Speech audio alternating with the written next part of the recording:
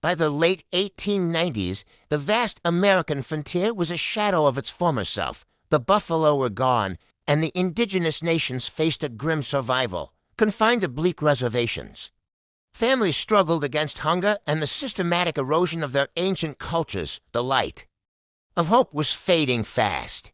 In the Great Basin of Nevada, a northern Paiute spiritual leader named Wovoka experienced a profound vision that would change the course of history.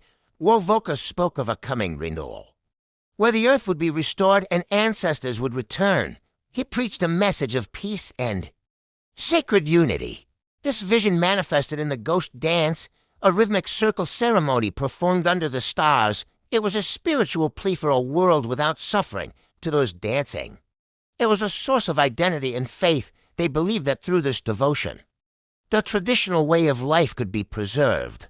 The movement spread rapidly to the Plains tribes. For the Lakota people, the ghost dance became a powerful symbol of endurance during their darkest hour. However, the U.S. government did not see a religious ceremony. They saw a burgeoning rebellion and grew increasingly fearful of the gathering crowds. Military mobilization began. The quiet stillness of the South Dakota landscape was broken by the arrival of federal troops and heavy artillery. Tensions reached a breaking point with the attempt to arrest Sitting Bull, the legendary Hunkpapa. Leader represented the ultimate defiance of colonial control. In the chaos that followed his arrest, Sitting Bull was killed. The news sent waves of mourning and terror throughout the Lakota community. Spotted Elk, also known as Bigfoot, sought to lead his people to safety, though ill and weary. He guided them toward the Pine Ridge Agency.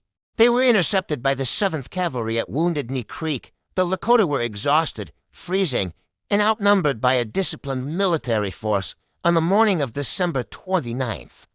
The soldiers began to disarm the Lakota. The air was thick with the sound of clattering metal and cold wind. A single, accidental shot rang out. In an instant, the camp was transformed into a site of unprecedented tragedy and loss. The massacre at Wounded Knee left hundreds dead in the snow. It was a devastating blow to the spirit of the movement and the Lakota Nation. In the aftermath, the ghost dance was suppressed, and the era of the Great Plains Wars came to a final, tragic conclusion.